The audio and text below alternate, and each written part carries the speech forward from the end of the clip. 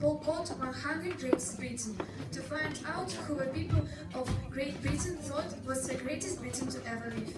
The unanimous winner was Sir Winston Churchill. Churchill is widely considered one of the most influential personalities of the 20th century. Oh yeah, but any medal not only shines, but throws a shade. After the receiving of the rank, Churchill was enrolled in 4th Hussar Regiment of Her Majesty. In 1895, Churchill was directed to Cuba. Here he wrote the articles for Daily Graphic. On the way back to England, Churchill visited the USA. The state of society, their men may not speak their minds, cannot long endure. In autumn 1897, he joined the army to suppress the Pashtunski rebels. In 1899, he resigned. Churchill's First War became the First World War, when Churchill was a politician. After a line of mistakes, he resigned his post as a naval minister and became a major. We shall not fail or conquer, we shall not weaken at all. Give us the tools and we will finish the job. Churchill was a military minister and minister of aircraft, a minister of colonial affairs, a minister of finance, and a naval minister. He was the British Prime Minister from 1940 to 1945 and again from 1951 to 1955. Let us therefore brace ourselves to our duty and so bear ourselves, that if the British Empire and its Commonwealth last for 1,000 years, men will still say this was their finest hour. The Second World War was the hardest period of Great Britain. Churchill united the nation under the fighting against fascism. With Stalin and Roosevelt, he sold the fortunes of peoples and states.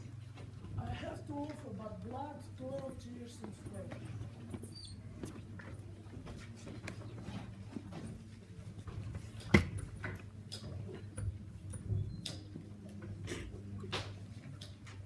I don't think that the question of dismemberment is an additional question, but one of the most important. There is no question of making restitution. I think it will be a great mistake to have a public discussion of the dismemberment of Germany. In addition, if I must hear how Germany should be divided, I won't be in a position to answer. I share the idea of the advisability of informing the German people at the time of surrender what is in store for them.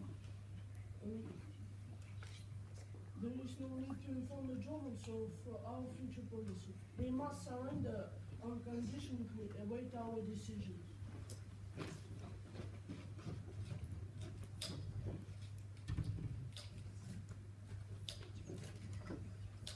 Three years before death, Churchill said, I want you to bury me as a simple soldier. Churchill's wish was executed but with royal honors. President John Kennedy summed up Churchill's achievement. In the dark days and dark nights, England stood alone and most unsafe. Englishmen despaired of England's life. He mobilized the English language and set it into battle. Never give in, never give in, never, never, never, in nothing great or small, large or petty. Never give in except to conviction of honor and good sense. Never yield to force, never yield to overwhelming pride of the enemy.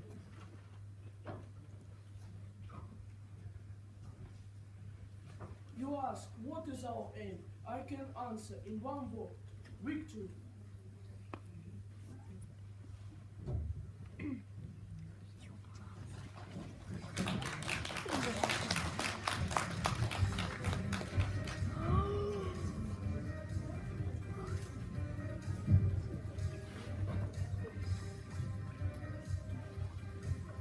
Thank you, you're unbelievable. And now be ready to answer the jury's questions.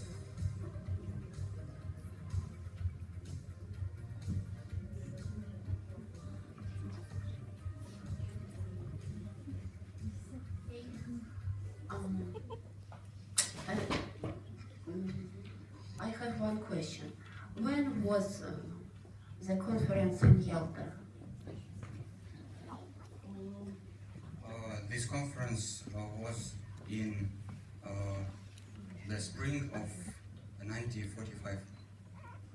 Spring in 1945. Okay, thank you. And what were the main members of this conference? What country? The main member of this conference was Winston Churchill. What countries All countries. were represented in this? They were England, Russia, and America. Okay, thank you. Thank you very much. Okay. What was the most important political event in Churchill's work, in your opinion? The most important event in Churchill's life was his work for Britain during the time of the World War, the Second World War.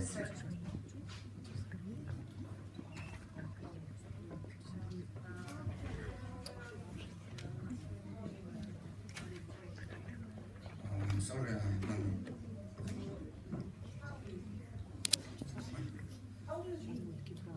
Maybe in London.